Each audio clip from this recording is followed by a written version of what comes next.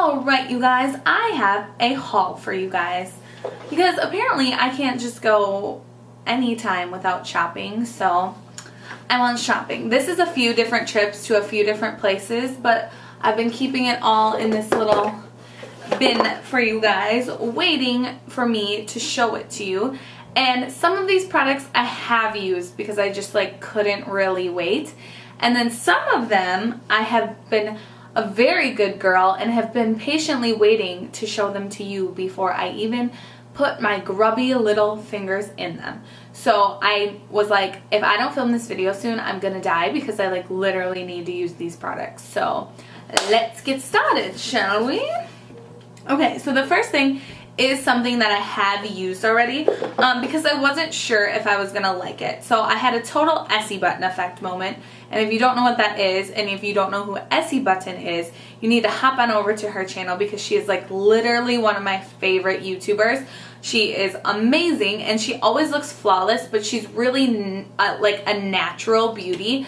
So I definitely really respect all of her opinions, and everything I've ever tried that she has mentioned I have loved. So I've been toying around with getting this. It's the Tarte Amazonian Clay Full Coverage Airbrush Foundation, and it is a mineral foundation. I'll show you guys a close-up of the packaging here if you want to see my color. There it is. But it has this little spongy pillow pad in here where the product comes out. So it is just a powdery mineral foundation, and I use the Tarte Air Buki to apply it because I was told I should. And so far, I really like this foundation. I've used it about, scratch that. I can't say that I really like it, but I am learning to like it. So what I mean is I've tried this about 6 to 7 times, and the first time I tried it, I was like, what?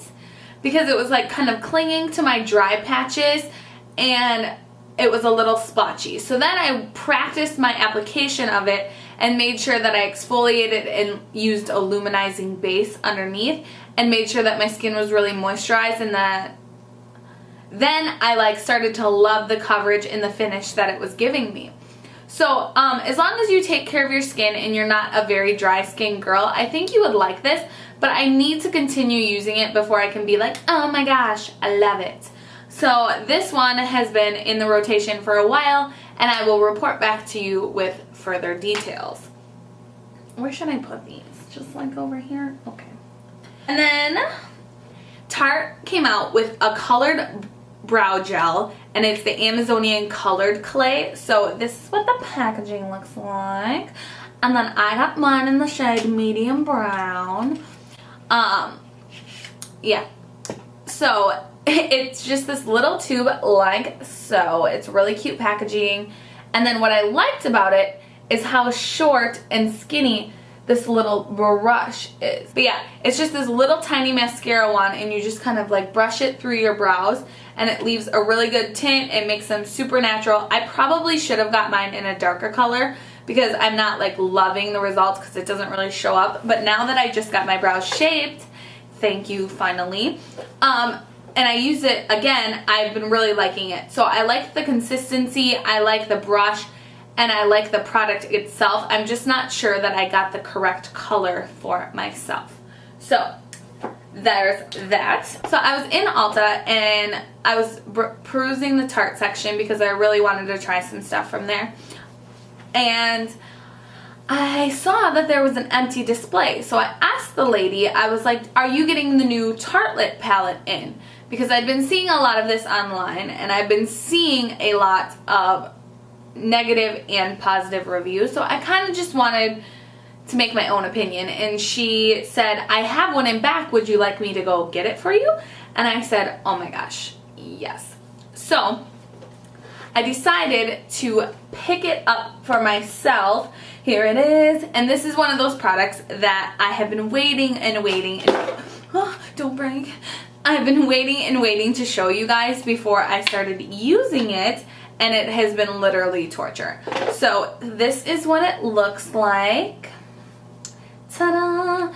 And it's the same packaging as that like Be Magnificent palette that they came out with last year, but the inside is different. So you get 12 shadows, and all of them are matte. And each one, there's like a really good mix in here of cool tones and warm tones and neutrals. So I feel like you could do a really beautiful eye with this. There's also a black in here that doesn't look like the blackest black that I've ever seen, obviously. But I feel like for Tarte being more of a neutral, not as intensely pigmented brand, they kind of just do that. So I just feel like Tarte shadows are more buildable and you can build a look, but they really want to focus on like that naturalness. So I definitely feel like this palette is right on target for what Tarte would put out as a brand, and I've been really excited to like dig into here and start making looks with it, but I've been waiting patiently for you guys. So if you want me to do a full-fledged video on this guy, I will. Just let me know.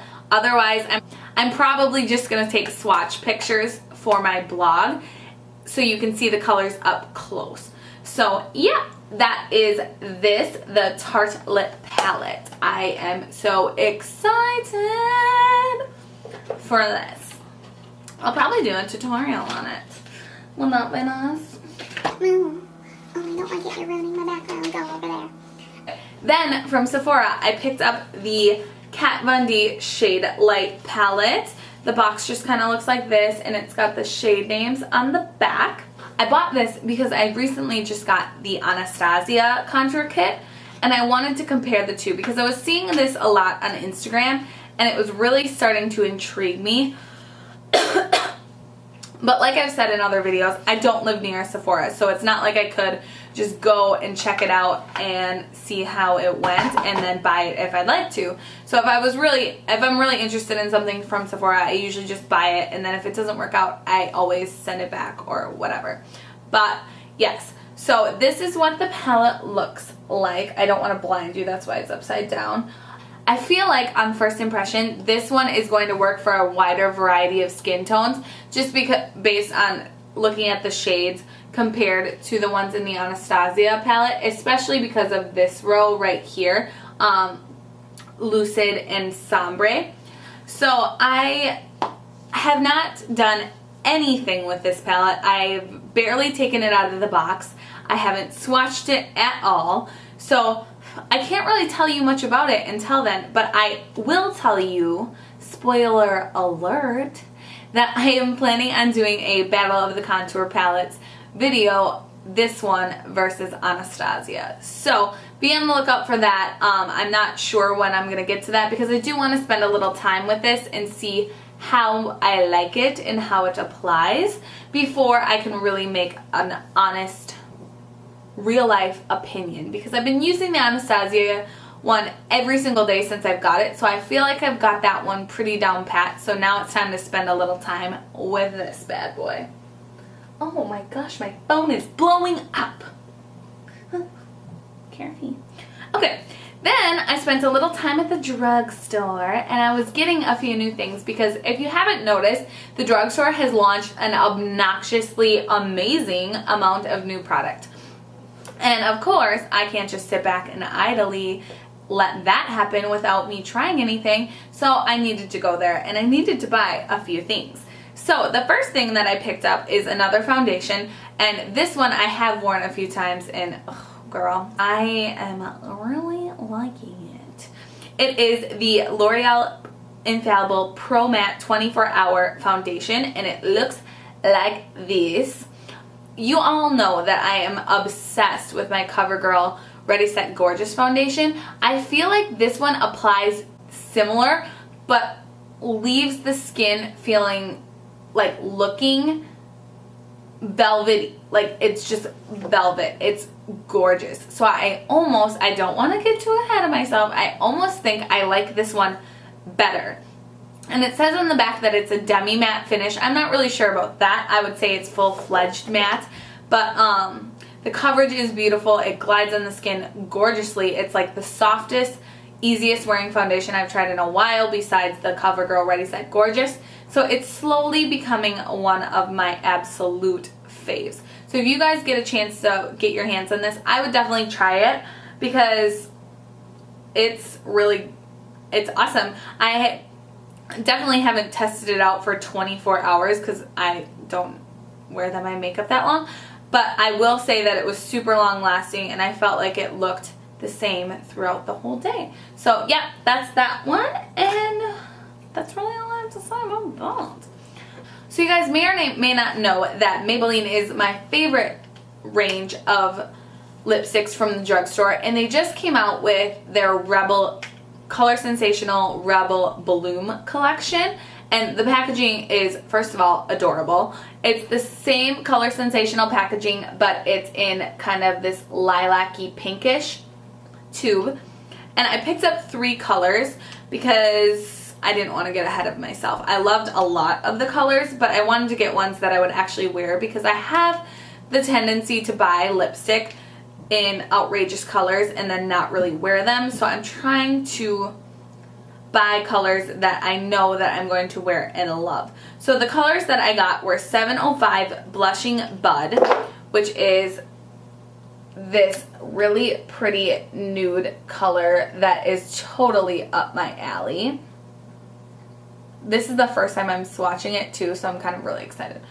Oh yeah, I'm gonna totally like that. So it's just this really pinky mauvey nude that is everything that I could ever want and more. So yeah, that's 705 Blushing Bud. The names on these are really cute too.